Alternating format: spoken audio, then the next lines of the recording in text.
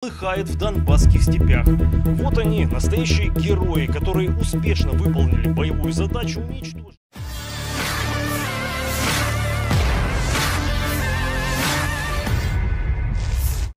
Prajurit dari kelompok pusat membakar peralatan militer barat di arah Pokrovski. Rekamannya ramai beredar di media sosial Telegram pada Selasa 22 Oktober 2024. Orang-orang Rusia secara aktif menghancurkan tank Abrams Amerika dan tank Leopard Jerman. Diketahui sebelumnya salah satu perusahaan sponsor Rusia memberikan hadiah uang kepada para pejuang karena berhasil menghancurkan peralatan barat. Secara total, lebih dari 34 juta rubel telah dibayarkan. Wakil Komandan Kelompok untuk Pekerjaan Militer Politik berterima kasih kepada para pejuang atas kerja tempur mereka.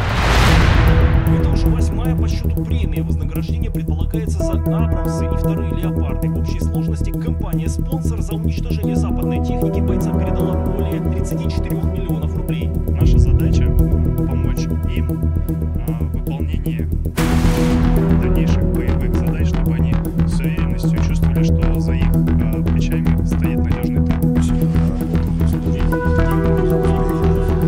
В деле уничтожения американской техники отличились различные рода войск, желтых операторов ТУРов и дронов.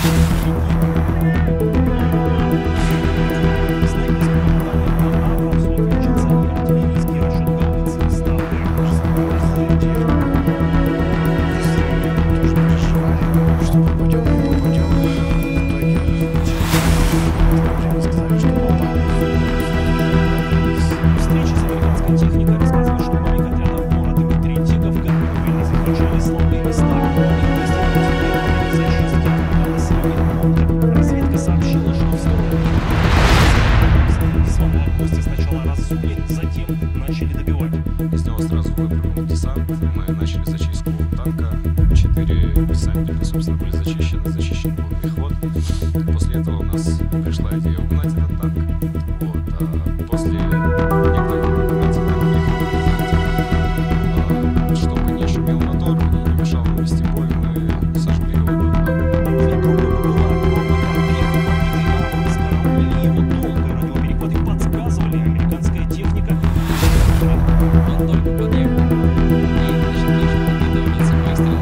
Я попал прямо, где находился моторный отсек. Он начал сразу подготовку к выстрелу самолета. И поэтому я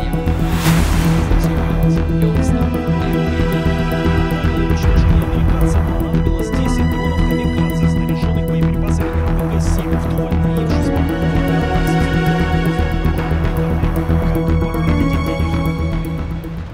Download Tribun X sekarang, menghadirkan lokal menjadi Indonesia.